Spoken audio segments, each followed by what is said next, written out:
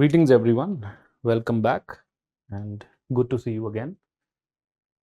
So if you are in this video, that means that you are willing to know something about DK Basu's case. Why this case is so important? It's a Supreme Court case, 1997, although originally it was pronounced in 1996, but this is the citation which was given in SCC in 1997.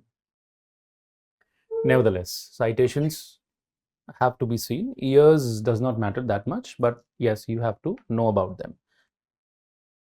So it is important for us to now understand about the DK Basu's case, and as we have already understood that how we have to keep an approach while we read a case, the two-pronged approach that I discussed with you in that short video, wherein I discussed that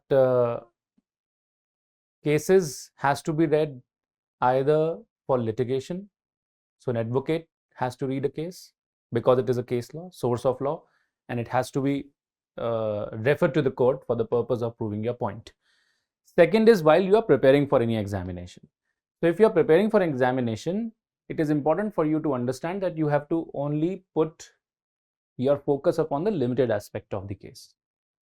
And if you are a judicial service aspirant, for which we are primarily making the video, this video will give you a brief of what is DK Basu's case and where it is placed, why it is so important, and what kind of things were introduced in it. What is that you have to see in this particular case? DK Basu's case, as we have already understood, is primarily having the observation upon the custodial death or violence that is happening in the custody of the police. First of all, they are observing and recognizing and identifying the problem that the executive is facing with respect to, and the problem that the citizens are facing with respect to their interface as far as custody is concerned. It is not that it is only from the purview of the victims that we are going to see a certain perspective. It is also from the perspective of the police personnel that we have to understand the idea. Because tomorrow, if you are doing justice, the justice has to be done in adversary. That means you have to hear both the parties and you have to see that if both the parties are into what situation, that a common solution should be introduced. Although if we see briefly about this case is mainly tilted towards the plight of the victims of the custodial torture, which in a way is something inevitable as far as police lockups or police stations are concerned. So we have to put some conscious about the idea of custody and also the aspect of torture in that custody. And also we will see that if the custodial torture is a very narrow term or it is something which is very broad, because once we understand the aspect of arrest, we will also try to understand that arrest is something which is legal. But if you are doing an illegal arrest, even then, or can we say that any torture in illegal custody of the police is also considered as custodial violence, and it will be covered under the aspect of DK Basu's case. As we also understand that every case is having two main portions or two main parts of that case. One is obiter dictum and the other is ratio decidendi. Ratio decidendi is something which comes by the way of a conclusion, which comes by a way of a direction, which comes by a way of a guideline, or which comes by way of formulating a particular interpretation to a particular provision, which is very important for us. In this case, because it's a PIL, certain guidelines have been issued by the Supreme Court. These guidelines are quintessence to the amendment that was brought in 2008 in CRPC for the purpose of regulation of the arrest. So why DK Basu is so important and becomes a landmark case? And mind it, for the advocates, it is one of the case that they must read while they are dealing with illegal arrests, while they are dealing with the writ of habeas corpus, while they are dealing with any anomaly that the police personnel are doing while they are conducting the arrests. So to protect the rights of the accused, it is important for every advocate to have a glimpse of this particular case. And to write particular answers properly, it is important and incumbent upon the judicial aspirants to have a glimpse of this particular case. So this case becomes important in both the aspects. And for academicians, anyhow, we have to teach. So it is anyhow important. Everything is important for an academician, so to say. So let us see what this D.K. Basu's case is all about. I just give you a brief backgrounder so to understand that what would have happened and where it is so relevant. See, whenever there is any information against a person that he has committed a crime or he is alleged to have committed a crime, because he has committed a crime is an assertion which comes only after the trial.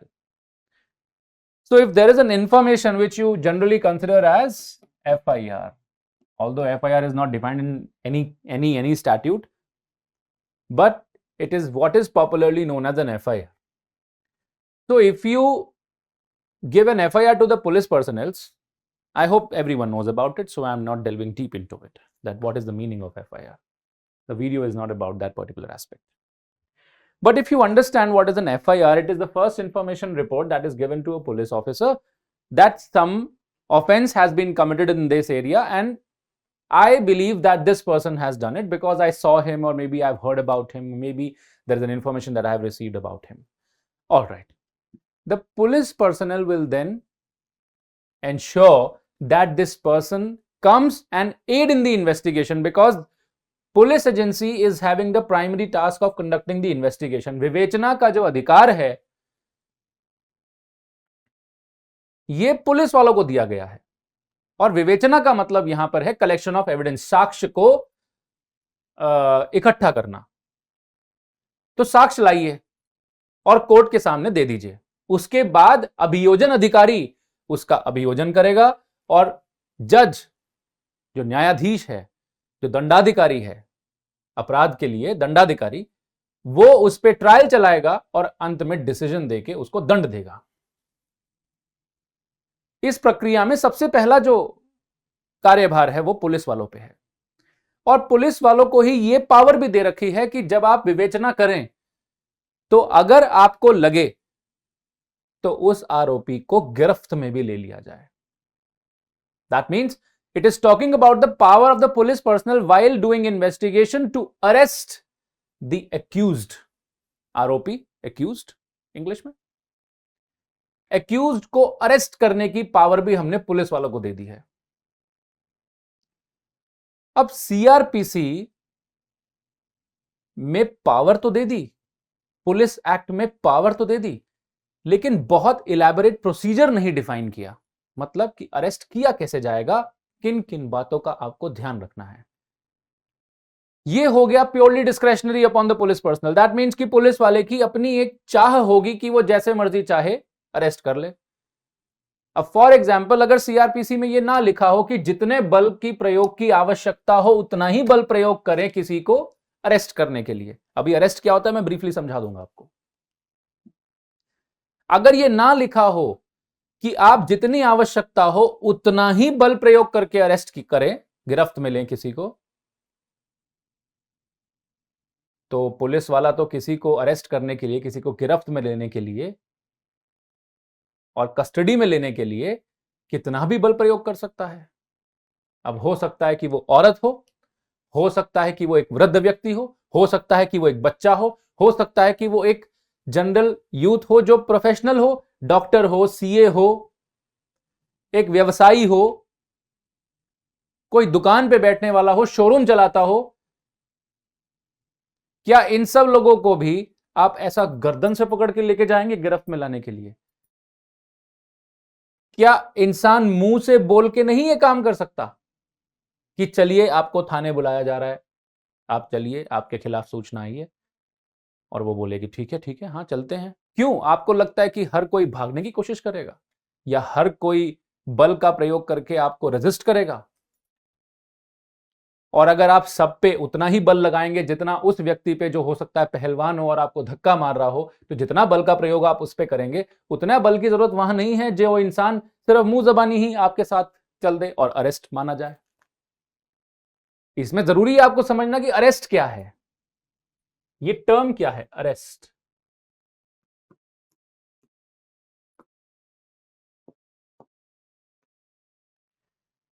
Arrest एक procedure है जिससे आप किसी व्यक्ति को detention में डालते हो। डिटेंशन का मतलब है उसको उसकी बॉडीली मूवमेंट से रेस्ट्रिक्ट कर देना। मतलब उसकी जो आजादी थी, the freedom to move freely throughout India, that means also the freedom to move freely wherever he wants. When Article 19 says so, when Article 21 says that there is personal liberty of a person and no one shall deprive apart from the procedure established by law, that means that he has personal liberty to, ये freedom मुझे मिली है article 19 और 21 में, personal liberty की और freely movement करने की, article 19 और 21 ऑफ कॉन्स्टिट्यूशन ऑफ इंडिया। लेकिन वहां पर रीजनेबल रेस्ट्रिक्शंस भी हैं, और आर्टिकल 21 में लिखा है कि आप प्रोसीजर एस्टैब्लिश बाय लॉ के अकॉर्डिंग, मतलब अगर कानून में यह लिख दिया जाए कि इसका मूवमेंट रोक दो, इसकी फ्रीडम छीन लो, तो जितने एस्पेक्ट तक छीनने के लिए लिखा हुआ है वो आप छीन सकते हो। जेल्स के बारे में आपने सुना है। अब कोई कहे कि भैया जेल में डाल दिया, तो जेल में डालने का मतलब क्या है? जेल में डालने का मतलब है कि उसकी बॉडीली मूवमेंट, उसका जो फ्री मूवमेंट था from one place to another, वो रेस्ट्रिक्ट कर दिया। वो अपने अकॉर्डिंग अब उस चार दीवारी के बाहर नहीं जा सकता। यही है डिटेंशन। और उस डिटेंशन को लाने के लिए आपको अरेस्ट एक प्रोसीजर है जो आपको कंसिडर करना पड़ता है। Arrest is a procedure to bring a person into detention. इसके बारे में बहुत डिटेल चर्चा हम अपना जब सब्जेक्ट पढ़ेंगे तब कर ही लेंगे, डोंट वरी। अभी आप ब्रीफली समझिए। तो जैसे ही आप डिटेंशन में किसी को चाहते हैं तो आप उसका अरेस्ट करते हैं। पुलिस वाला अरेस्ट करने जाता है।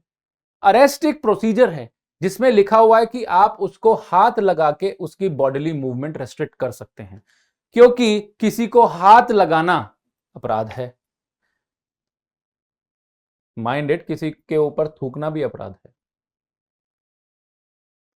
तो किसी को हाथ लगाना भी अपराध है, किसी को धक्का मारना भी अपराध है, किसी को पकड़ के खींचना भी अपराध है। और आप क्या करते हैं अरेस्ट में? आप तो जाके उसके हाथ को पकड़ लेते हैं। आजकल वो देखा होगा आपने, उंगलियों में फंसा देते हैं उंगलियां। उसका कारण है क्योंकि हैंडकफिंग मना कर दी गई है। हैंडकफिंग रेयर शब्द रेयर केसेस में यूज होती है। हैंडकफिंग मतलब हथकड़ियां। हथकड़ी लगाने को सुप्रीम कोर्ट ने मना कर दिया कि देखिए वो भी इंसान है, और अगर वो भागने की इतनी चेष्टा नहीं कर रहा है तो आप उसको जनरली बिना हथकड़ियों के लेके जाइए, क्योंकि ये उसके सम्मान की भी बात है। इसका मतलब ह्यूमन डिग्निटी खत्म नहीं हो जाती अगर वो आरोपी भी है तो। सिर्फ रेयर केसेस में जहां पर आपको लगता है कि वो कुख्यात एक आतंकवादी है या फिर एक क्रिमिनल है, या वो ऐसे कृत्य कर रहा है जिसमें लोगों को हानि पहुंच सकती है, वो मर्डर के अक्यूज्ड है, किसी को भी मारने से पहले सोचता नहीं है, कहीं भी उत्पात मचा देता है, तो आपको उसका थोड़ा सा हाथ बांधकर रेस्ट्रिक्ट करना जरूरी होगा, तो हथकड़ी बांध दीजिए। तो अरेस्ट का इसीलिए प्रोसीजर दिया गया। अगर ये प्रोसीजर ना होता तो किसी को डिटेंशन में लेने के लिए आदमी कुछ भी कर सकता था। हो सकता है वो एक ट्रंक्लाइजर गन लेके उसको ट्रंक्लाइज करते, मतलब कोई बेहोशी की दवा खिला दे जिससे कि अब ये बेहोश हो गया, अब इसको ले जाओ जी कस्टडी में, अब ले जाओ थाने। आप तो कुछ भी कर सकते हैं। तो पुलिस वाले का जो डिस्क्रेशन हुआ वो तो बहुत एक्सपैंड हो जाएगा, इसीलिए उसको रेस्ट्रिक्ट करना है। इसीलिए सीआरपीसी में लिखा गया है कि जितने बल की आवश्यकता हो उतने का प्रयोग करें। इसीलिए सेक्शन 46 अरेस्ट के लिए लिखा गया है कि जब आप अरेस्ट करने जाएं तो पहले उसको मुंह जबानी बोलें कि आपका अरेस्ट करने आए हैं, मतलब आपको हम डिटेंशन में ले जा रहे हैं, कस्टडी में ले जा रहे हैं अपनी, आप कृपया हमारे साथ चलें। अगर वो रेजिस्ट कर रहा हो तो आप फोर्स लगाएं। अब आपको धक्का मारेगा तो आप उसको धक्का मारने के लिए जो उसका हाथ है वो आप बांध सकते हो, आप उसको पकड़ सकते हो। इसलिए 4-5 लोग जाते हैं पकड़ने के लिए। आप उसको पकड़िए। अगर वो मुंह से नहीं मान रहा है या सबमिट नहीं कर रहा अपने आप को, तो आप उसकी बॉडी पे टच कर सकते हैं, मतलब वो अपराध नहीं होगा। आईपीसी में इसको डिफेंस माना गया है, तो वो अपराध नहीं है, आप उसको पकड़ के ले जा सकते हैं, कोई दिक्कत नहीं। पर मान लीजिए आपने उसको पकड़ लिया और वो आपको रेजिस्ट कर रहा था, आपने बल का प्रयोग किया। अब सोचिए कि वो व्यक्ति अगर आपकी गिरफ्त में आ गया है, मतलब कि अब वो और रेजिस्ट नहीं कर पा रहा है और आपने उसको स्ट्रांगली होल्ड कर लिया है, तो आपका कार्य खत्म हो गया। अब आप उसको ले जाइए बस थाने में, लॉकअप में डाल दीजिए।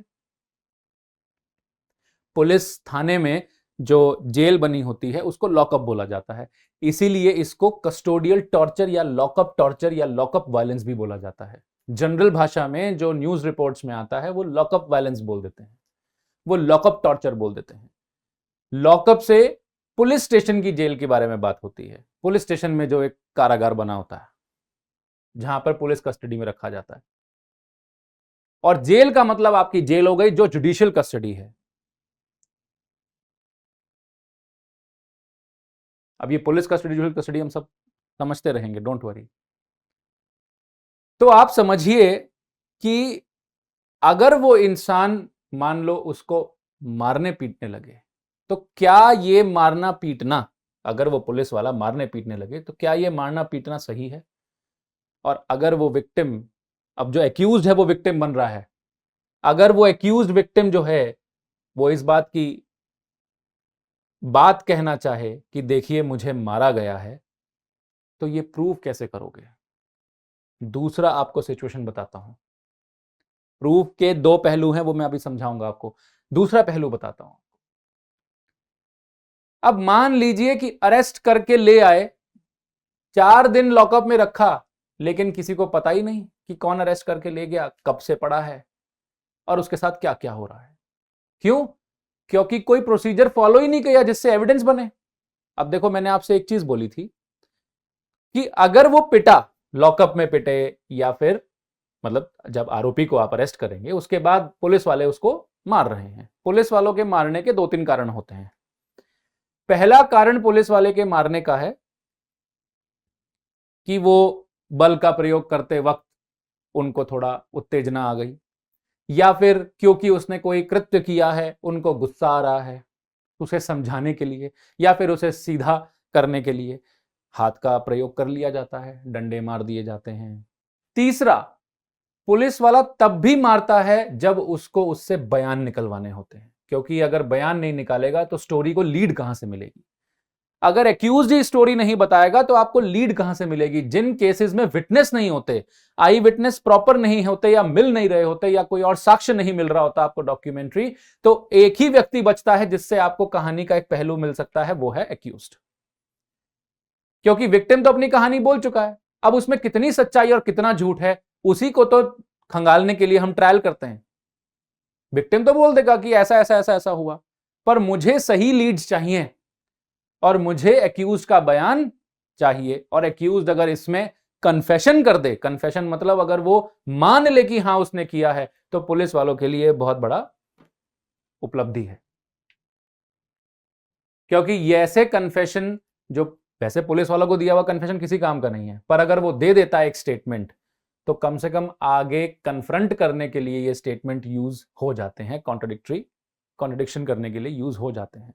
और मान लो अगर वो मान गया कि मैं मजिस्ट्रेट के सामने कन्फेस करने के लिए तैयार हूं, तो 164 के बयान तो सब्सटैंटिव पीस ऑफ एविडेंस है, इस पे तो कन्विक्शन भी बेस हो सकती है, मतलब गया हो।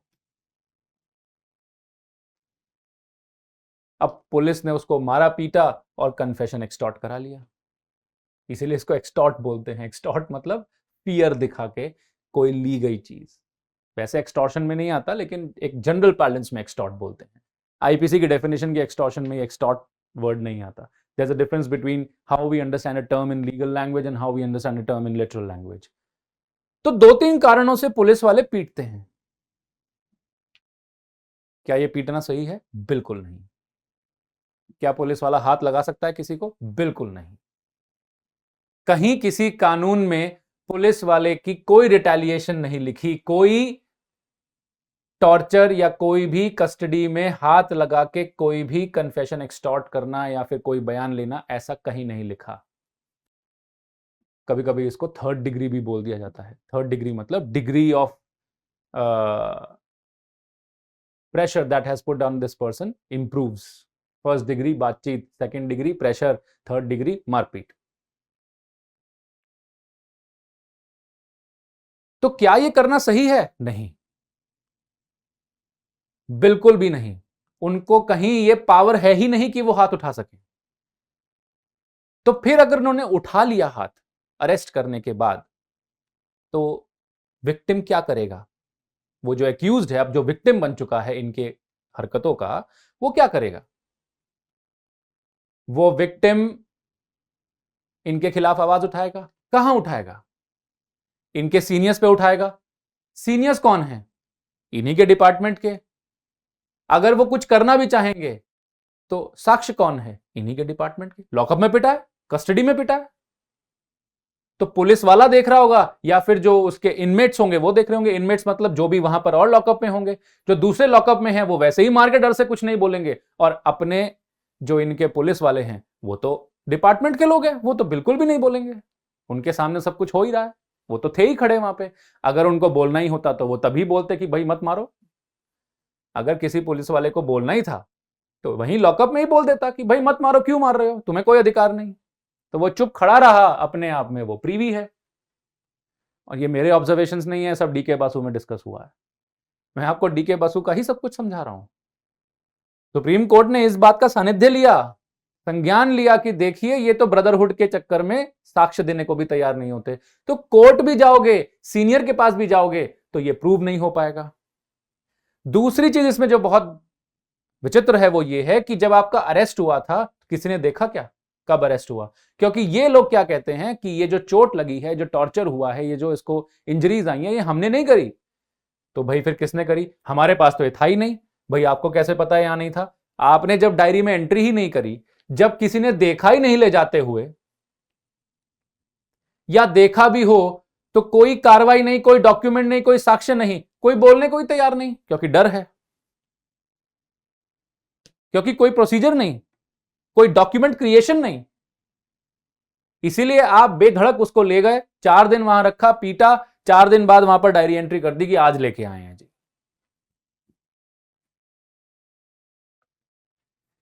डीके बासु के केस में एक और केस डिस्कस हुआ है, जोगिंदर कुमार सिंह का केस, जो इससे 2 साल पहले ही हुआ, 2-3 साल पहले, 94 में।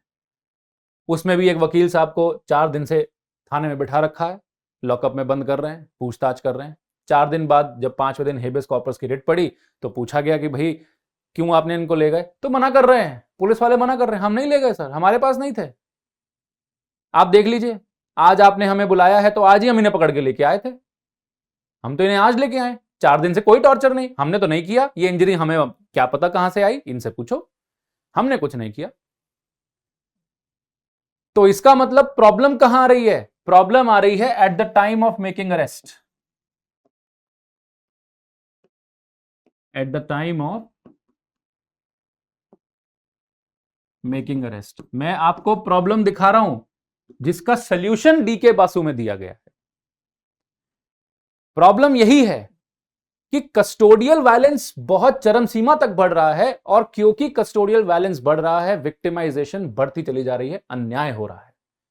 और अन्याय की वजह से अगर कहीं भी दूर दूर तक ये खबर चली गई कि पुलिस वाले इन चीजों को बहुत बढ़ावा दे रहे हैं या फिर डिफेंड कर रहे हैं, तो अराजकता फैलने के पूरे पूरे आसार हैं। इससे पहले कि अन्याय बढ़े, पुलिस वालों पे ट्रस्ट और कम हो, कम तो था ही, और कम हो, और इस एजेंसी से विश्वास उठ जाए, तो आप इससे पहले कुछ कर लीजिए। एग्जीक्यूटिव चेयरमैन थे लीगल एड सर्विस के वेस्ट बंगाल के डीके बासु, जिन्होंने एक चिट्ठी लिख दी सुप्रीम कोर्ट को, चीफ जस्टिस को और ब्रदर एंड सिस्टर जजेस को, कि सर ऐसा ऐसा वेस्ट बंगाल में हो रहा है, बहुत से केसेस ऐसे आ चुके हैं जिसमें कस्टोडियल टॉर्चर हो रहा है, मतलब पुलिस वाला अरेस्ट करके लेके जाता और पीटने लग जाता है, और फिर जब पूछो तो किसने मारा तो बोलते हैं कि हम तो लेके आए ही नहीं। क्यों? क्योंकि कोई डॉक्यूमेंट क्रिएशन नहीं है। कैमरे तो अब लगे हैं ना जाके पुलिस स्टेशन में, आज 2023 हो गई है, अभी 1-2 साल से लगने शुरू हुए हैं, तब कैमरे नहीं थे। और 3 साल पीछे चले जाइए, कोई कैमरा नहीं था पुलिस स्टेशन में। किसको पता कि ये आदमी कब घुसा अंदर? और क्या पता थाने में ले जाने से पहले ही कहीं बीच में मार पीट दिया हो। अरेस्ट जरूरी थोड़ी कि थाने में होता है, अरेस्ट तो कहीं भी हो जाएगा बाहर। अब रास्ते में वो मार पीट के ले आए हों, तो फिर तो वो ये बोल देंगे देखिए थाने लाने से पहले ही वो कुछ इंजर्ड था, आपके पास तो कोई प्रूफ नहीं है, इंजरी कब हुई का कोई प्रूफ नहीं है, कब अरेस्ट हुआ का कोई प्रूफ नहीं है। तो प्रॉब्लम क्या हो रही है, eight the time of making arrest, जब आपका अरेस्ट हो रहा है, अगर तभी हम विटनेस क्रिएशन कर दें, अगर तभी हम डॉक्यूमेंट कंपलसरी कर दें एक, तो आधा प्रॉब्लम सॉल्व हो जाएगा। माइंड इट, आधा प्रॉब्लम नहीं, उससे ज्यादा सॉल्व हो गया है। क्यों? क्योंकि सुप्रीम कोर्ट ने इस केस में यही समझा। पहले उन्होंने कुछ ऑब्जर्वेशंस करी, जोगिंदर कुमार सिंह का केस भी पढ़ा, उसकी भी ऑब्जर्वेशंस देखी, नीलावती बेहरा का केस भी पढ़ा, उसकी ऑब्जर्वेशंस देखी, मिरांडा वर्सेस एरिजोना का केस भी पढ़ा, यूएस का सुप्रीम कोर्ट का केस है, उसकी ऑब्जर्वेशंस देखी। यूके में एक पुलिस कमीशन ने रिपोर्ट दी थी, पुलिस कमीशन वहां पे बिठाई गई थी क्योंकि वहां भी ये प्रॉब्लम थी। उन्होंने देखा कि ये तो दिक्कत पूरे दुनिया में है, ये कस्टोडियल टॉर्चर वाला प्रॉब्लम तो पूरी दुनिया में और चिरकाल से चला जा रहा है। पुलिस काम ही यही कर रही है, हर जगह कस्टोडियल वायलेंस हो रहा है। जैसे कि आरोपी की कोई अधिकार ही नहीं है, आरोपी तो अब आरोपी बनके सोचिए। जबकि आपको पता है कि क्रिमिनल लॉ में सबसे बड़ा एक प्रिंसिपल है कि इनोसेंट अंटिल प्रूवन गिल्टी, जब तक गिल्टी ना प्रूव कर दिया जाए वो निर्दोष है। और गिल्टी कौन प्रूव करेगा? कोर्ट। मतलब ट्रायल के बाद जब कोर्ट ये आखिर में पाएगी कि ये व्यक्ति जो आरोपी है, इसी ने ये कृत्य किया है, ये अपराध किया है, तब तक वो निर्दोष है, तब तक निर्दोष है। और निर्दोष व्यक्ति के आप कौन से फंडामेंटल राइट छीन रहे हैं? निर्दोष व्यक्ति को क्या समझ के चल रहे हैं आप? आरोपी है पर निर्दोष भी है। आरोप सिद्ध हो जाएगा तब वो अपराधी कहलाएगा, और जब वो अपराधी कहलाएगा तो दंड लेगा। दंड जो कोर्ट देगी वो लेगा, न जो पुलिस देगी वो नहीं लेगा। जो कोर्ट कहेगी वो दंड मिलेगा, आजीवन कारावास मिले या मृत्यु दंड मिले या कारावास मिले या खाली फाइन पे छोड़ दें, फोरफीचर ऑफ प्रॉपर्टी पे कर दें, वो कोर्ट के ऊपर है। वो देखेगा कि भैया कौन सा दंड इसमें मान्य है, उसके हिसाब से दंड देगा। पुलिस कौन होती है कुछ कहने वाली? पुलिस का काम सिर्फ विवेचना करने का है और जरूरत पड़ने पर उसको अरेस्ट करने का है, अरेस्ट करके कस्टडी में डालने का है, बस उतना, इसके अलावा कुछ नहीं। तो देखिए प्रॉब्लम कहां निकल के आ रही है, eight the time of making arrest. जब आप अरेस्ट होते वक्त अगर कुछ प्रक्रिया बना दें, अगर कुछ फॉर्मेलिटीज लगा दें और उसको कंपलसरी कर दें और बोल दें कि अगर ये नहीं हुआ तो हम आपके खिलाफ एक्शन लेंगे, पुलिस वाले के खिलाफ एक्शन लेंगे, डिपार्टमेंटल एक्शन होगा, कंटेम्प्ट ऑफ कोर्ट लगेगा। कोई भी अगर आप डायरेक्शन या गाइडलाइन कोर्ट की नहीं मानते तो जो नहीं मान रहा है उसके खिलाफ कंटेम्प्ट ऑफ कोर्ट लगता है, कोर्ट की अवमानना होती है, और उसके खिलाफ डिपार्टमेंटल एक्शन भी कंसिडर किया जाएगा, सस्पेंशन हो जाएगी, नौकरी से बाहर भी जा सकता है अगर ज्यादा कुछ बुरा हुआ तो। और कस्टोडियल वायलेंस में बहुत वक्त से कस्टोडियल डेथ्स हो रही थी, मृत्यु हो रही थी इन आरोपियों की। तो सोचिए आप क्रिमिनल ज्यूरिस्प्रूडेंस किस हिसाब से काम कर रहा है। और ये रैम्पेंट है, बेधड़क, कुछ भी जो चाहते हैं वो कर लेते हैं। तो इसीलिए एक्यूज्ड के फंडामेंटल राइट्स को भी सिक्योर किया गया, ऑब्जर्व किया सुप्रीम कोर्ट ने कि नहीं उनके भी राइट्स हैं।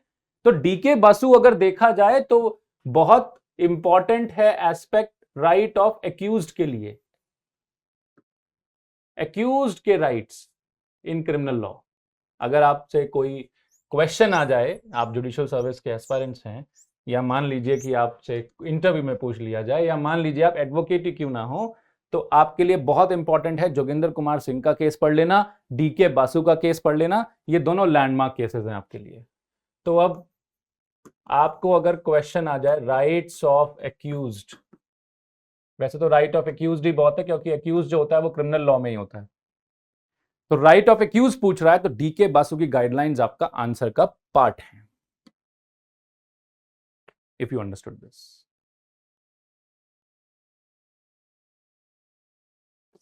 तो राइट ऑफ एक्यूज्ड में कुछ राइट्स आते हैं, जैसे कि right of being told about bail, bail info.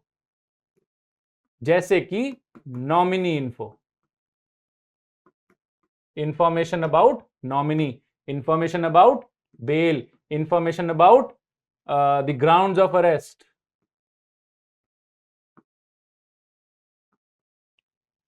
ये सारी इंफॉर्मेशन एक्यूज्ड को देना कंपलसरी बना दी गई है। ये सब डीके बासु में कि आप उसको बताएंगे कि आप बेल पे छोड़े जा सकते हैं, बेल प्रोड्यूस कर दीजिए मजिस्ट्रेट के सामने।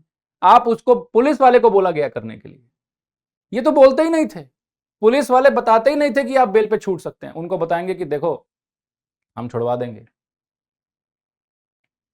तुम चुपचाप बयान दे दो, हम तुम्हें छुड़वा देंगे, जेल में जाना नहीं पड़ेगा। वो सोच रहा है कि बढ़िया ट्रेड हो रहा है, अगर मैं बयान दे दूं तो कम से कम जेल जाने से बचूंगा, क्योंकि जेल जाना किसी भी व्यक्ति के लिए उसके रेपुटेशन की, उसकी मान की हानि है, और हम नहीं चाहते ये हानि किसी की हो अननेसेसरी। इसीलिए हमने ऑफेंसेस को बेलेबल नॉन बेलेबल कर रखा है। बेलेबल में आपको बेल मिली जाएगी अगर आप सिक्योरिटी ले आए, नॉन बेलेबल में डिस्क्रेशनरी है, कोर्ट के सामने दलील पेश करिए तब मिल जाएगी। पर वो क्या करते हैं, वो ये करते थे कि बेलेबल ऑफेंस में भी बताएंगे नहीं कि आप छूट सकते हैं जब तक वकील ना आ जाए। वकील आ नहीं रहा, बेचारा गरीब है तो वकील कर नहीं पा रहा, अब तो लीगल एड भी है, इसीलिए right of council, right of council भी बना दिया गया। पहले तो राइट ऑफ काउंसिल भी नहीं था कि चुप बैठे रहिए कि हमें वकील साहब से बात करनी है, हां करवा देंगे 2 दिन बाद, वकील समझा रहे हैं हमें। उसे क्या पता कि वकील तो जैसे ही मेरा अरेस्ट करने आप आओगे, वकील से बात करना तो मेरा अधिकार बन गया है। मेरे खिलाफ सूचना आई है, आप मेरे खिलाफ एक्शन लेने आए हैं, आप भले ही अरेस्ट कर रहे हैं नहीं कर रहे हैं, अगर आप मुझे बुलाएंगे भी तब भी वकील से मिलना मेरा अधिकार है। पूरी विवेचना के दौरान मैं जब चाहूं मैं वकील से मिल सकता हूं, और मेरे पसंद का वकील होगा, ये नहीं कि आप जिसको पकड़ा देंगे। तो राइट ऑफ काउंसिल भी बनाया गया, क्योंकि ये बताते ही नहीं थे, ना बेल का बता रहे, ना वकील का बता रहे, ना ये बता रहे हैं कि तुम्हारे बारे में मैंने किसी को बताया है कि नहीं। सुमड़ी से उठा के ले जाते हैं, जीप में बिठाएंगे, कहां से कौन ले गया, अरे कौन ले जा रहा है, थाने में ले जाके पीट रहे हैं 3 दिन 4 दिन, उसके बाद एंट्री कर रहे हैं कि आज लेके आए थे जी, इसके पहले जो इंजरीज हैं हमें क्या पता कहां से आई, और जो डॉक्यूमेंट कहेगा जज तो वही देखेगा। अब डॉक्यूमेंट में लिखा हुआ है कि आप आज ही लाए गए हैं तो आज ही लाए गए हैं, इससे पहले के 3 दिन अगर वो कह रहा है कि मैं थाने में ही था तो लाइए सबूत पेश करिए। अब सबूत कहां से लाएंगे आप, वही तो प्रॉब्लम आ गई घूम फिर के। इसी को बचाने के लिए बहुत सारे राइट्स बनाए गए। ये तो हो गए राइट्स ऑफ एक्यूज्ड कि उसको बेल का इंफॉर्मेशन दीजिए कि आप बेल पे छूट सकते हैं, उसको नॉमिनी का इंफॉर्मेशन दीजिए कि आप किसी को नॉमिनेट कर सकते हैं, कि आपके बारे में किसको सूचना दी जाए कि आप कहां ले जाए जा रहे हैं, कहां रखे जा रहे हैं, क्या आपके साथ हो रहा है, किसको सूचना दी जाए, वो नॉमिनेट करने के लिए नॉमिनी आप अपॉइंट कर सकते हैं। ग्राउंड्स ऑफ अरेस्ट, उसको बताइए कि आप किस ग्राउंड पे या किस अपराध में आपका अरेस्ट हो रहा है, क्या सूचना आई है आपके पास, क्या है वो चीज जो आपने करी है, ये बताइए उसको। और राइट ऑफ काउंसिल, अगर वो चाहे तो उसको अधिकार है कि वो अपने मनपसंद वकील से मिल सके। ये 4 चीजें आपको eight the time of arrest करना कंपलसरी है, उसको बताना भी कंपलसरी है, क्योंकि कई बार जो अरेस्ट होता है उसको यह नहीं पता होता कि वो चुप रहने का अधिकार है उसके पास, राइट टू रिमेन साइलेंट, कुछ ना बोल, बस हां जब विवेचना हो, बयान लेने हो, तब वो जो पूछे उसका सही सही जवाब देना है। उसमें भी अगर किसी जवाब में आपको लगता है कि आपके खिलाफ कार्रवाई हो सकती है तो चुप रहें। यह सब सीआरपीसी में लिखा है। ये आप और मैं समझ सकते हैं, हम पढ़े लिखे हैं, लेकिन आप समझिए किसी गांव वाले को कितना पता होगा, आप समझिए किसी ट्राइबल एरिया में रहने वालों को कितना पता होगा। वो तो पुलिस के एक दबदबे और डर से ही काम करते हैं, उनको ये अधिकार कौन समझाएगा। पुलिस वाला ही सिर्फ उठाने जाता है, वहां कोई वकील भी नहीं मिलता, इसीलिए किस पे ड्यूटी डाल दी कि तुम बताओगे, पुलिस वाले पे। और पुलिस वाले को यह भी बोल दिया कि देखो सब लिख देना अपनी रिपोर्ट में कि मैंने ये बताया है, क्योंकि मैं पूछूंगा उससे। इसीलिए 24 घंटे में मजिस्ट्रेट के पास ले जाने के लिए भी बोला गया है। ये तो सीआरपीसी में था ही, ये आर्टिकल 22 कॉन्स्टिट्यूशन ऑफ इंडिया में भी है कि जब भी किसी का अरेस्ट हो 24 घंटे के विदिन आप मजिस्ट्रेट के पास लेके जाएं। अब वो 24 घंटे कैसे कैलकुलेट होते हैं, वो क्या चीजें हैं, वो हम आर्टिकल 22 और सेक्शन 56 57 सीआरपीसी वो मिला के पढ़ेंगे जब हम लेक्चर देख रहे होंगे। तो आप समझिए कि कितना सेफगार्ड बनाना जरूरी था और कितना सेफगार्ड्स मिसिंग थे, क्योंकि पुलिस वाले की जिम्मेदारी नहीं होगी तो उसको कौन बताएगा कि बेल पे छूट सकते हो, उसको कौन बताएगा कि किसी को बताइए, उठा के ले जाएंगे और 4-5 दिन उसका उत्पीड़न करेंगे, और वो जब मर जाएगा तो अपनी रिस्पॉन्सिबिलिटी से पल्ला झाड़ लेंगे कि हमने कुछ नहीं किया, मन न जाने कैसे मरा। ये बात इतनी बढ़ चुकी थी कि वेस्ट बंगाल के executive chairman legal aid service को चिट्ठी लिखनी पड़ी, सुप्रीम कोर्ट ने इसका संज्ञान लिया। वेस्ट बंगाल जवाब में क्या बोलता है, कुछ ऐसा नहीं है सर, अगर ऐसा कुछ होता है तो हम एक्शन ले लेते हैं, आप टेंशन मत लीजिए। इतने में दूसरी चिट्ठी आ गई यूपी से, फिर कुछ कंसेक्यूटिव चिट्ठी और दूसरे स्टेट से, पता लगा ये तो बहुत बड़ा प्रॉब्लम है जी। कोर्ट ने इसको पब्लिक इंटरेस्ट लिटिगेशन में कन्वर्ट कर दिया, अमाइकस क्यूरे अपॉइंट किया और बोला कि चलिए सुनवाई शुरू कीजिए, बनाइए रिपोर्ट इस पे, हम देखें जरा क्या चल रहा है ये। और जब सारे जवाब हर स्टेट से आए, हर स्टेट को नोटिस दे दिया, अपने अपने स्टेट के बारे में बताइए क्या चल रहा है, ये क्या क्या आपके पास प्रोसीजर है ये देखने के लिए कि कस्टोडियल वायलेंस नहीं हो रहा, टॉर्चर नहीं हो रहा, थर्ड डिग्रीज नहीं हो रही हैं, बताइए। तो उनके जो जवाब आए उसको मद्देनजर रखते हुए, और माइंड इट, वेस्ट बंगाल ने भी जवाब दिया। अब वो ये नहीं कह रहा था कि ऐसा नहीं होता, अब वो बेचारा सबमिट कर रहा है, अब वो स्टेट सबमिट कर गया कि अब हम पीछे नहीं हट सकते, अब सुप्रीम कोर्ट एपेक्स बॉडी है, मांग रही है जवाब तो देना पड़ेगा ढंग से। तब जाके उन्होंने एक मैकेनिज्म डिवाइस करने के सजेशंस दिए। तो अमाइकस क्यूरे और सबकी रिपोर्ट्स और लॉ कमीशन को भी इन्वॉल्व करते हुए उन्होंने कुछ ऑब्जर्वेशंस करी। उन ऑब्जर्वेशन से उनको ये लगा कि राइट ऑफ एक्यूज्ड भी कुछ है, सिर्फ विक्टिम के और पुलिस पर्सनल के अधिकार की बात नहीं करनी, आपको एक्यूज्ड के राइट की बात भी करनी है। जब भी कभी फेयर ट्रायल या प्रोसीजर के फेयरनेस की बात होगी तो डीके बासु एक बड़ा लैंडमार्क केस बन जाएगा, क्योंकि डीके बासु वो बैलेंस क्रिएट कर रहा है जो आपको किसी भी एडजुडिकेटरी अथॉरिटी, एडजुडिकेटरी सिस्टम में लाना जरूरी है। वो ये कह रहा है कि सिर्फ विक्टिम को मत देखिए, सिर्फ अभियोजन मत देखिए, सिर्फ पुलिस को मत देखिए, एक्यूज को भी देखिए। वो आरोपी होने से निर्दोष भी तो है, लेकिन आरोपी होने से वो सब कुछ सारे मूल अधिकार उससे छिन नहीं जाते, वो इंसान होना बंद नहीं कर देता। जब निर्दोष माना जा रहा है, जब दोष सिद्ध हो जाएगा, उसके बाद आप उसको दंड दीजिएगा, उससे पहले आप उसको किस बात का दंड दे रहे हैं? और मान लीजिए वो निर्दोष निकला, दोष मुक्त पाया गया, फिर ये जितना भी सब उसके साथ हुआ इसकी भरपाई कौन करेगा? और ये भी क्वेश्चन आया था इसी केस में। इस केस के दो इशू हैं, अगर ये बात समझ में आ गई तो। इस केस के दो इशू हैं, बहुत ब्रॉड। पहला issue, the rights of accused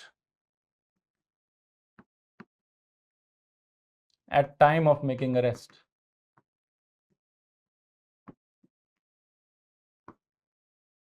and thereafter.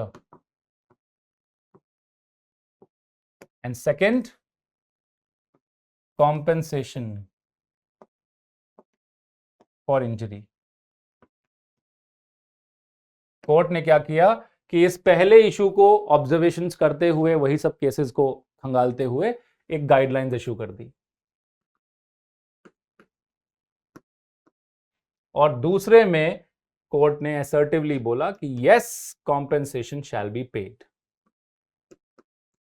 पे कंपेंसेशन,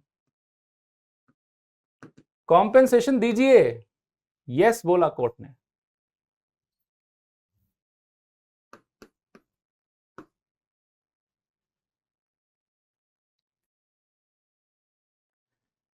कोर्ट ने यस बोला कि अगर ऐसा कस्टोडियल टॉर्चर होता है और ये प्रूव हो जाता है तो आप भली भांति उनको कॉम्पेंसेशन देंगे, स्टेट के ऊपर ये रिस्पॉन्सिबिलिटी आ जाएगी कि आपको कॉम्पेंसेशन देना है।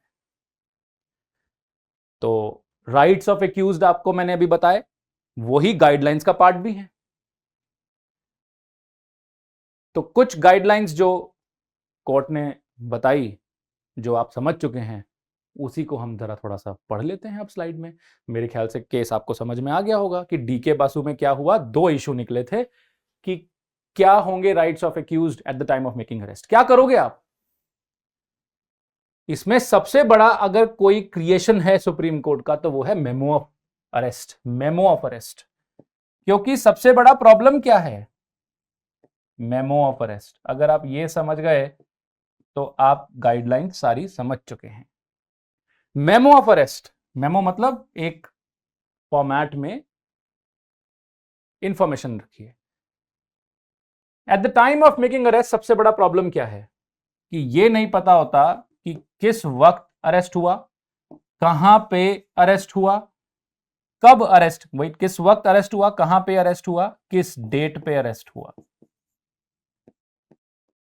टाइम, प्लेस एंड डेट, तीन चीजें हैं जो आपको अरेस्ट के बारे में नहीं पता चलती। अगर ये तीनों चीजें पता चल जाएं कि कब अरेस्ट हुआ, कहां से अरेस्ट हुआ, किस दिन अरेस्ट हुआ, तो आधी प्रॉब्लम खत्म हो जाएगी। अब आप कहेंगे भाई ये तो वो लिख ही रहे थे डायरी में कि भैया आज अरेस्ट हुआ, और वहां लिख देंगे कि हम इसको घर से उठा के लाए, सड़क से उठा के लाए, जहां से मर्जी उठा के लाए। अब ये प्रूव कैसे करोगे कि ये तीन जो चीजें हैं ये सही बोल रही हैं? भाई ये तो पहले भी करते थे वो, और यही फॉर्मेट ही है कि टाइम, प्लेस और डेट आप लिखिए। लेकिन होता क्या था, प्रॉब्लम क्या थी? विटनेस कौन है, किसने देखा इसको वहां अरेस्ट होते हुए? ऐसे ही किसी को तो उठा के लेके आओगे नहीं कि इधर आओ, तुम इस सड़क पे खड़े थे, बोल देना कि आज ही खड़े थे, आज ही लेके गए, भले ही वो 4 दिन पहले लेके आए, वो तो डरा रहेगा। जब आप अरेस्ट कर रहे हैं at that point of time आपको मेमो ऑफ अरेस्ट बनाना है। मतलब अगर वो व्यक्ति कहीं से उठाया जा रहा है, कहीं से अरेस्ट किया जा रहा है, तो वहां पर लोग मौजूद होने चाहिए। और अगर वो लोग मौजूद हैं, नहीं है तो आसपास खंगालिए कहां हैं लोग। अगर आप उसको बिना इस मेमो को एक्नॉलेज करवाए आ गए तो हम इस मेमो को मानते नहीं। तो क्या बोला कि टाइम, प्लेस और डेट को सब्सटैंशिएट करने के लिए, प्रूव करने के लिए आप लोकेलिटी मतलब उस लोकल एरिया जहां वो अरेस्ट हुआ है, लोकेलिटी के रेस्पेक्टेबल मेंबर से एक्नॉलेज करवाएंगे, साइन लेंगे। फॉर एग्जाम्पल मेरे सामने अगर कोई अरेस्ट कंडक्ट हो रहा होगा तो पुलिस वाला मुझसे कहेगा कि देखो तुम्हारे सामने लेके जा रहा हूं, ये टाइम सही है तुम्हारे सामने, डेट और प्लेस ये है, देखिए सब कुछ सही है, आप इसमें एक्नॉलेज कर दीजिए, साइन कर दीजिए। कल अगर विक्टिम या वो एक्यूज्ड विक्टिम जो टॉर्चर के लिए बोल रहा है कि मुझे मारा गया, कल अगर वो विक्टिम अगर बोलता है कि देखिए मेरे साथ ऐसा ऐसा इन्होंने किया है और मुझे तब पकड़ के लेके आए थे, और पुलिस वाला कहे नहीं नहीं तब नहीं, हम तो 2 दिन बाद पकड़ के लेके आए हैं, तो अरेस्ट मेमो में जो साइन होंगे उस व्यक्ति को बुलाया जाएगा, हाँ जी इधर आओ। अब उसका एग्जामिनेशन होगा कि तुम बताओ ये तभी पकड़े थे, कहां थे तुम उस वक्त? क्रॉस एग्जामिनेशन होगी उसकी। और सच तक पहुंचने की एक तरीका है।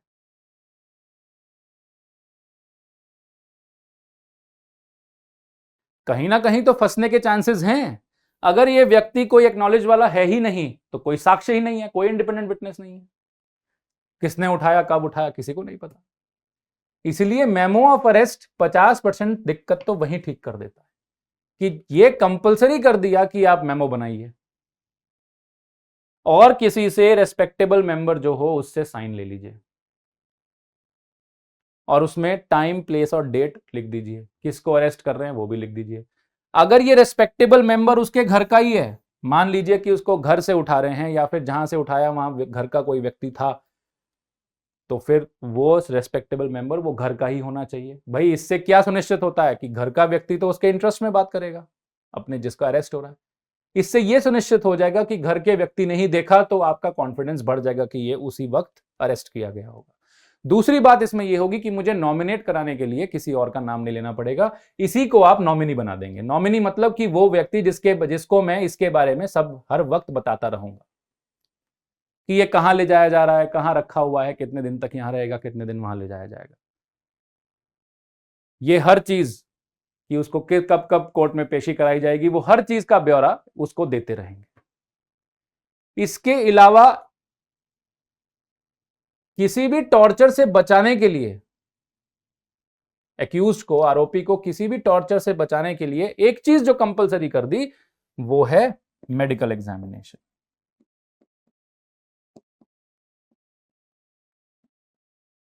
Medical examination compulsory right after the arrest, जैसे ही उसका अरेस्ट हो उसका मेडिकल एग्जामिनेशन हो जाना चाहिए। मेडिकल एग्जामिनेशन कराने से पुलिस वालों की भी बची रहेगी प्रॉब्लम, और विक्टिम भी, जो एक्यूज्ड है, वो जो एक्यूज विक्टिम है वो भी शांत रहेगा। क्यों? क्योंकि जो एग्जिस्टिंग इंजरीज होंगी उसको वो रिकॉर्ड कर देगा मेडिकल एग्जामिनेशन में। अब मान लो कभी कभी आरोपी भी तो बहुत शातिर हो सकते हैं, हाथ टूटा हुआ हो, या तभी कहीं गिरा हो, हाथ कट गया हो, कोई चोट लगी हो मुंह पे, पिट के किसी और से आया, पुलिस वाले ने अरेस्ट किया, नाम लगा दिया पुलिस वाले का फंसाने के लिए, इसने मारा। इसलिए पुलिस वाला भी इसमें बचा रहेगा। देखो मैंने पहले ही कहा था, खाली आरोपी को मत देखो, दोनों पक्ष को देखना है। अरेस्ट करना पुलिस वाला कोई शौक नहीं है उसको अरेस्ट करने का, कानून ने बोला है तभी अरेस्ट कर रहा है, और अरेस्ट करने के बहुत सारे पर्पसेस हैं। अरेस्ट ऐसे ही नहीं हो रहा है, ये एक प्रोसीजर एस्टैब्लिश बाय लॉ में, सीआरपीसी में अरेस्ट की पावर्स दी गई हैं, तो उसका कोई कारण है। तो पुलिस वाला अपने शौक से अरेस्ट नहीं कर रहा है, उसको भी पावर्स दी गई हैं क्योंकि वो जरूरी है। तो जब वो अरेस्ट करने जाता है तो पुलिस वाले के ऊपर कोई गलत इल्जाम ना लग जाए, कहीं फिर से उनको ना, वो भी तो विक्टिम बन सकता है अगर झूठा केस उस पर डाल दिया तो दोनों के लिए सबसे अच्छा क्या है, एक तो अरेस्ट मेमो बनाओ, और अरेस्ट मेमो के टाइम के तुरंत बाद ही, जहां से अरेस्ट हुआ उसके बाद सीधा उसको ले जाओ मेडिकल एग्जामिनेशन के लिए। उसको किसी भी नियरेस्ट सिविल हॉस्पिटल में ले जाके उसका मेडिकल जांच करा दो। उसके बॉडी पे कोई इंजरी हो प्री एग्जिस्टिंग, तो वो बॉडी पे मार्क कर देगा कि ये तो प्री एग्जिस्टिंग है, इसमें कोई टॉर्चर का निशान नहीं है। ये पुलिस वाले ने नहीं किया क्योंकि समय रहते ही मेडिकल एग्जामिनेशन करा लिया गया है।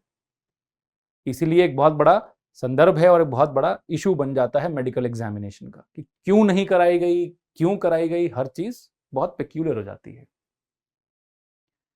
और मेडिकल एग्जामिनेशन में जितनी इंजरीज आई, उसके बाद जो भी ग्रेव होगा उसके साथ जो भी इंजरी आएगी, वो जाहिर सी बात है कस्टडी में आई होगी। लेकिन अगर वो जो ऑलरेडी प्री एग्जिस्टिंग इंजरीज थी, जो पहले से ही थी, अगर उसको इंप्यूट कर रहा है पुलिस वालों पे, तो पुलिस वाले बच जाएंगे। वो बता देंगे कि देखिए सर मेडिकल एग्जामिनेशन में उसने लिख दी थी कि प्री एग्जिस्टिंग इंजरीज है, ये हमने नहीं किया। तो डॉक्टर की बात तो मानेगा कोर्ट, पुलिस वाला भी बच जाएगा। दोनों के लिए अच्छा है। और दोनों ही तरीके से मेमो ऑफ अरेस्ट और मेडिकल एग्जामिनेशन, ये दोनों इतने अच्छे गाइडलाइन है कि अगर इसको ही सिर्फ मान लिया जाए तो भी आपके 50 से 70% कस्टोडियल वायलेंस रिड्यूस हो गए, समझिए। और बहुत इंप्रूवमेंट आया है, बहुत इंप्रूवमेंट आया है। वैसे भी लोग अपने अधिकार जानने लगे हैं अब। और इसके अलावा और क्या क्या है राइट्स ऑफ एक्यूज में, कि information about bail, information about nominee, information about grounds of arrest, जो 4 बातें मैंने लिखी थी वो मोटे तौर पर इन दोनों के अलावा वो भी गाइडलाइंस का पार्ट है। और भी कुछ इन्होंने डायरेक्शंस दिए पुलिस वालों को कि जब भी आप अरेस्ट करने जाएं तो अपना आइडेंटिफिकेशन भी जरूर दें। क्लियर विजिबल आइडेंटिफिकेशन होना चाहिए, मतलब आपका नाम, आपका डेजिग्नेशन क्लियरली उसको दिखे कि आप कौन आए हैं, जिससे कि वो कम से कम बता सके कि अरे पुलिस वाला है, इसका नाम ये है, ऐसा ही मुझे पकड़ के लेके जा रहा है, घर पे बता देना, कुछ भी चिल्ला दे, वो तो ले जाएगा पकड़ के, उसमें कोई दिक्कत नहीं, पर वो अपना परिचय सही और साफ दे, ये बहुत जरूरी है। और ये सारे गाइडलाइंस जो हैं, सारी बातें 2008 में क्रिमिनल प्रोसीजर कोड में इनकॉर्पोरेट कर दी गई, 41 A B C D बना के। वहां पर एक और भी चीज बोली गई कि पुलिस कंट्रोल रूम बनाइए, स्टेट हेडक्वार्टर्स और हर डिस्ट्रिक्ट में पुलिस कंट्रोल रूम बनाइए। उस पुलिस कंट्रोल रूम में हर कैदी की जानकारी हो, जो भी पुलिस या जुडिशियल कस्टडी में है, हर एक की जानकारी उस पुलिस कंट्रोल रूम में रहनी चाहिए, जिससे कि किसी को सूचना जाननी हो किसी के बारे में कि कहां गया वो, तो पुलिस कंट्रोल रूम जाके वो ये सूचना ले सकता है। फॉर एग्जाम्पल, आपके घर में कोई व्यक्ति नहीं मिल रहा है, खो गया है, हो सकता है उसको पुलिस वाले उठा के लेके गए हों, आपको नहीं पता चला हो, तो पुलिस कंट्रोल रूम में जाके पहले उसकी सूचना लीजिए कि ये व्यक्ति कहां है। अगर वो मना कर दें कि हमें नहीं पता क्योंकि हम नहीं लेके आए, तो आप हेबियस कॉर्पस का रिट डाल दीजिए, फिर पुलिस वालों को बता दे, पुलिस वाले को कोर्ट बुलाएगी कि बताइए कहां है, कहां लेके गए हो। अगर वो वहां दिखा देता है कि हम नहीं उठा के लेके आए, तो या तो वो झूठ बोल रहा होगा या सच बोल रहा होगा। झूठ बोल रहा होगा अगर पकड़ा गया तो डिपार्टमेंटल एक्शन, सच बोल रहा होगा तो कम से कम आप उसकी सूचना सब थानों में दे देंगे कि ये आदमी मिसिंग है, कम से कम उसका जांच शुरू होगी, कि उसको ढूंढना शुरू करेंगे।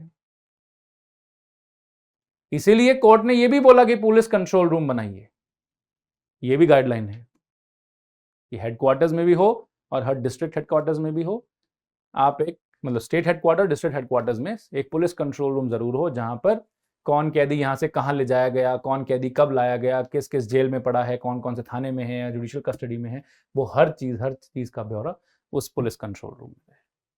बहुत ब्रीफ में ये डीके बासु का एक लैंडमार्क जजमेंट है।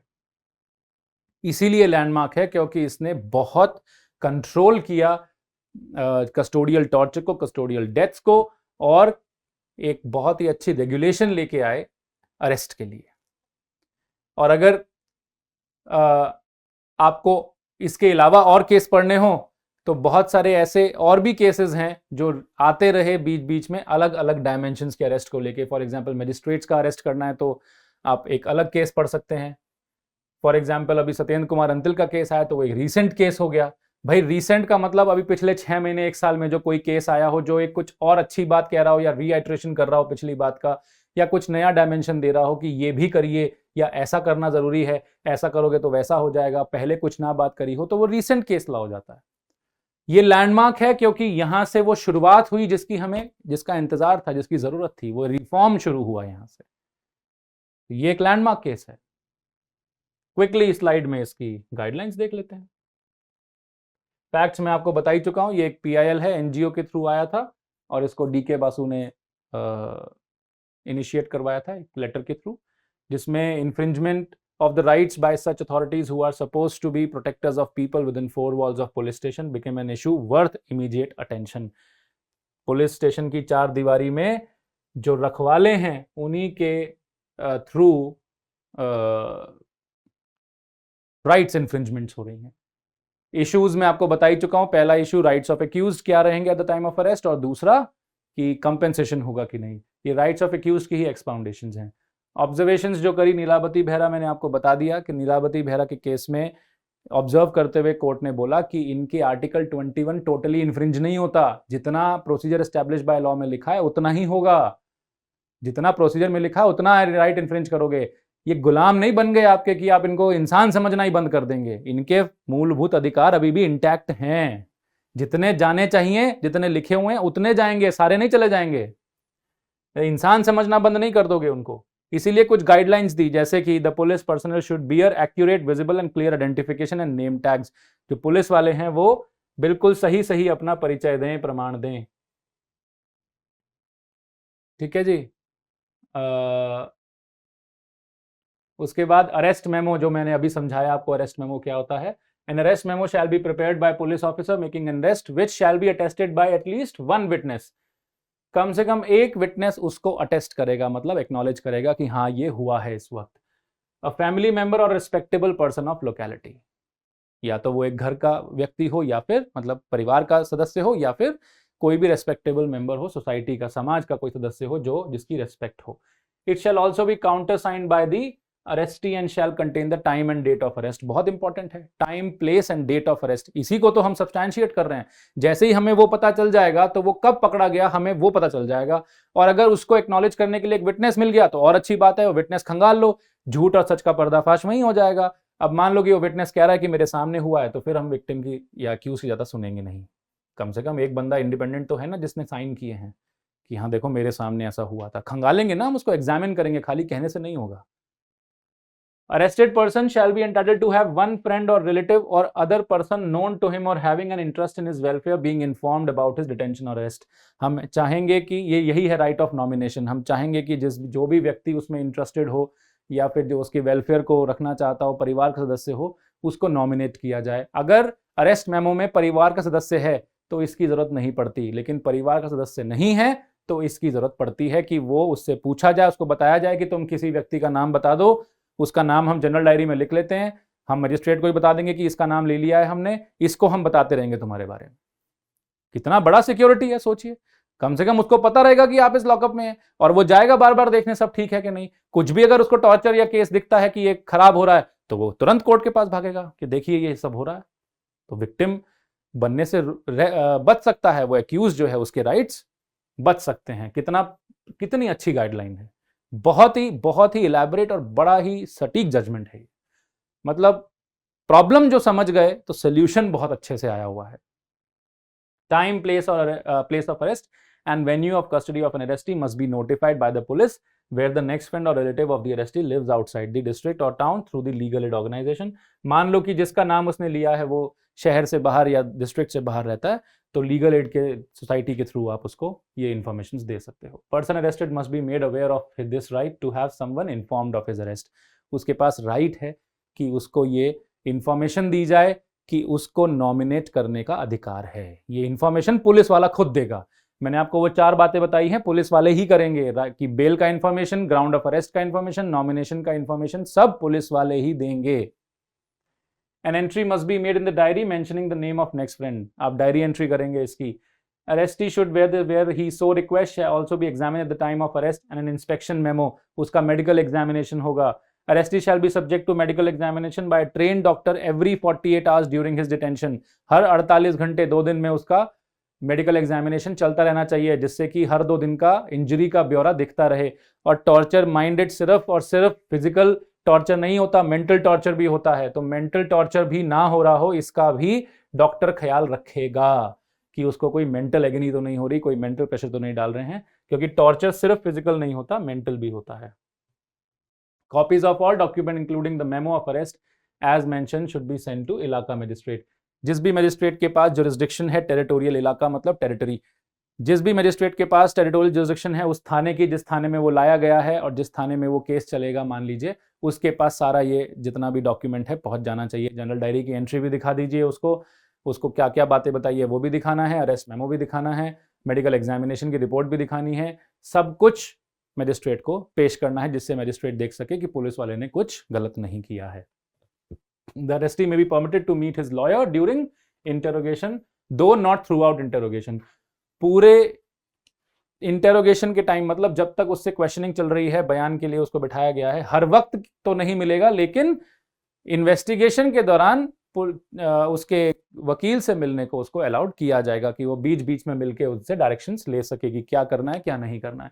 पुलिस कंट्रोल रूम, जैसे मैंने आपको बताया था, PCR, police control room should be provided at all district and state headquarters where information regarding the arrest and the place of custody of the arrestee shall be communicated. जो भी arrested के बारे में इंफॉर्मेशन है वो time to time place करने के लिए पुलिस कंट्रोल रूम्स हैं जहां से आपको इंफॉर्मेशन मिल सकती है। This is your conclusion. The court finally said that failure to comply with the above requirements would lead to departmental action। अगर आपने ये गाइडलाइंस नहीं मानी, पुलिस वालों को बोल रही कोर्ट, ये डायरेक्शंस अगर नहीं मानी तो डिपार्टमेंटल एक्शन होगा। मतलब डिपार्टमेंट आप पे इंक्वायरी चलाएगी और ये कंटेम्प्ट ऑफ कोर्ट भी होगा, दोनों होंगे। डिपार्टमेंट में भी आपकी इंक्वायरी चलेगी, सस्पेंड हो जाओगे, ऑब्वियसली इंक्वायरी चलेगी तो सस्पेंड तो हो गई। कंटेम्प्ट ऑफ कोर्ट, आपके खिलाफ कंटेम्प्ट ऑफ कोर्ट का केस भी दर्ज हो जाएगा, कोर्ट भी आपको सजा देगी और डिपार्टमेंट भी आपके खिलाफ कार्रवाई करेगी। Guidelines given by court of law in this case were later incorporated into CRPC through the Amendment Act of 2008 which came into effect on 1/11/2010। तो 2008 के क्रिमिनल अमेंडमेंट एक्ट में ये सारी गाइडलाइंस सेक्शंस में इनकॉर्पोरेट कर दी गई, जो मैंने आपको बताया 41A, B, C, 50A, ये सब में इनकॉर्पोरेट कर दी गई। ठीक है जी। बाकी टू ओनली कंक्लूड विद, ये कुछ डेटा है that's in police custody lockup person not on remand, जो नहीं भी रिमांड में थे, मतलब कि जिनको कस्टडी में, अभी पुलिस कस्टडी में फॉर्मल अरेस्ट नहीं हुआ और फिर भी वो उनकी कस्टडी में मर गए। मतलब इलीगल अरेस्ट भी अगर होता है, जहां पर आपको अरेस्ट की कोई सूचना नहीं थी फिर भी आप थाने ले गए किसी को, और अगर आपने उसको व्यक्ति को टॉर्चर किया है तो उसको भी कस्टोडियल वायलेंस या लॉकअप वायलेंस बोला जाता है, माइंडेड। तो अगर किसी के खिलाफ सूचना नहीं है तब भी पुलिस वाला उठा के ले गया तो वैसे तो इलीगल अरेस्ट है, तो देखा जाए तो वो कहेगा कि मेरी कस्टडी में था ही नहीं। लेकिन अगर पुलिस वाला उठा के ले गया है और विटनेसिंग हो सकती है, उस चीज को प्रूव किया जा सकता है, तो इसको भी कस्टोडियल डेथ बोला जाता है या कस्टोडियल टॉर्चर बोला जाता है। क्लियर है? तो ये कुछ डेटा है जो इसको सब्सटैंशिएट करता है। फॉर एग्जाम्पल इसमें ये पुलिस पर्सन्स इन रिमांड है, रिमांड्स में कितने हुए हैं, तो वो स्टेट वाइज डेटा है, 2021 का डेटा है. This was posted bye NCRB at the relevant point of time. आप ये देखिए, case registered against state police personal. तो जरा देखिए, इसमें रजिस्टर्ड केस आंध्र प्रदेश 185, बिहार में 4062, गुजरात में 209. कितना कितना नंबर्स है. केरला में 94. बिहार की हालत देखिए, कितने केस रजिस्टर हो चुके हैं वहां पर, और चार्जशीट 3491 चार्जशीट हो चुके हैं. फाइनल रिपोर्ट 514 की सबमिट हो चुकी है. किस लेवल पे कस्टोडियल टॉर्चर या against state police personal cases रहे होंगे. आप ये देखिए, उत्तर प्रदेश 105, तमिलनाडु 113, राजस्थान 245, महाराष्ट्र 448. ये देखिए, case registered against state police personnel for human right violation. Human right violation के कितने सारे केसेस हैं. Encounter killing 6, death in custody 7, illegal detention extortion के 2, अदर के 8, total human right violations by police 26. तो एनकाउंटर किलिंग में ही 6 case आप देखिए. It's a big number, because encounter killings are not what we understand कि police कोई मारने नहीं पहुंची. एनकाउंटर किलिंग्स का मतलब होता है जब आप अरेस्ट करने जाएं और आपके खिलाफ कोई रेस्ट्रिक्शन और कोई रेजिस्टेंस आ रही हो जिसको आप अरेस्ट करने गए हैं, और रेजिस्टेंस जो है वो जानलेवा है, तो आप अपनी जान बचाने के लिए बल का प्रयोग करते हैं. उस बल के प्रयोग करते वक्त अगर उनकी जान भी चली जाए अपने आप को बचाने के लिए, तो उसको मान्य माना जाता है. उसी को एनकाउंटर किलिंग बोलते हैं और कुछ नहीं. एनकाउंटर किलिंग में जरूर अगर इंटेंशनली दिख गया कि ये सेल्फ डिफेंस में नहीं था, ये इंटेंशनल था, तो उसमें सजा होती है. ठीक है जी. तो ये एक छोटा सा डेटा था for the purpose of only understanding that how this matter is so grave. Thank you so much for today's video. We'll come up with some other case briefs also in the future, and we'll keep meeting. Thank you so much.